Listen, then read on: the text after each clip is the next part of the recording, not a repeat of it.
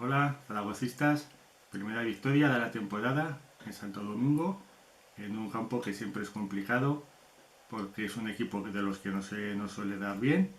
y porque es un campo que, como es pequeño en la configuración de las gradas, es un poco como Ipurúa, y el terreno de juego pues parece más pequeño de lo que en realidad es. El equipo en la primera parte tuvo ocasiones, pero el juego no fue bueno.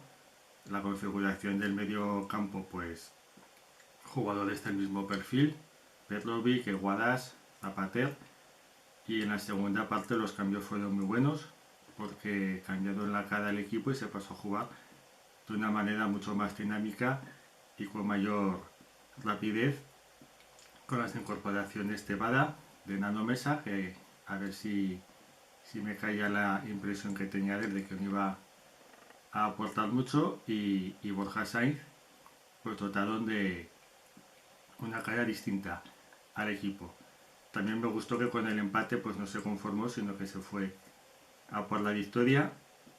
y creo que llegó de una manera bastante merecida.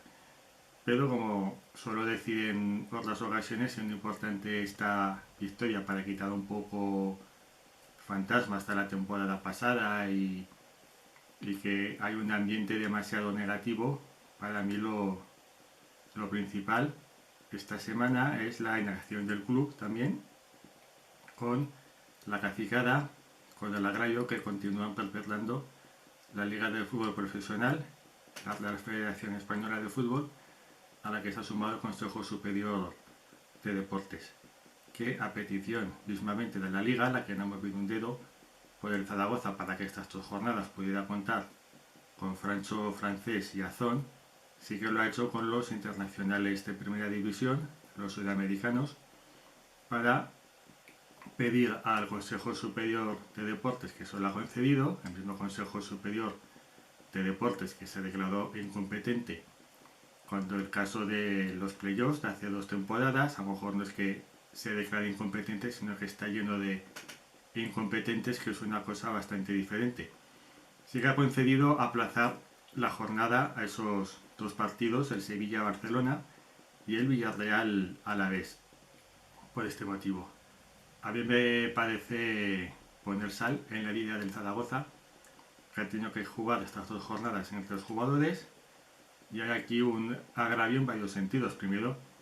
que en la jornada pasada fue el único equipo de segunda que no dispuso de sus internacionales. Y ahora, en esta segunda jornada, sin los internacionales,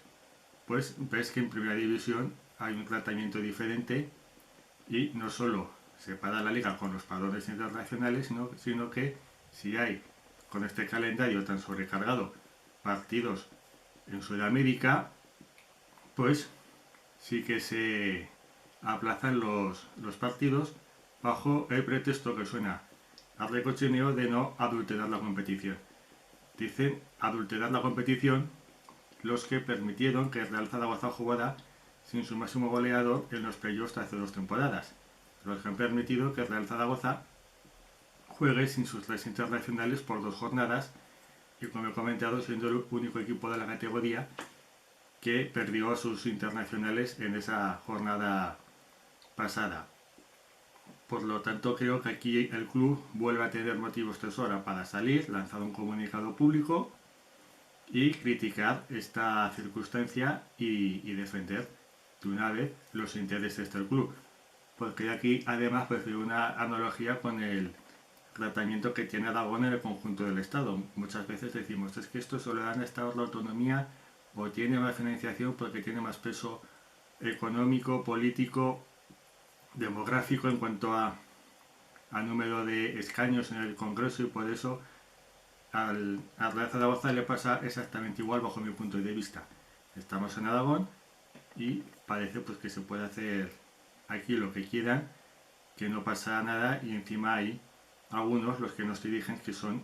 incapaces siquiera de alzar la voz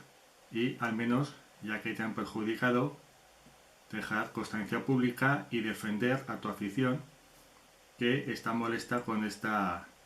circunstancia. Y que se haya ganado en Santo Domingo no quita para que el Real Zaragoza jugó sin 3 internacionales, y que la Liga se paró en primera división. Por lo tanto, bueno, creo que el club no va a hacer nada porque sería hacer algo que no ha hecho hasta ahora,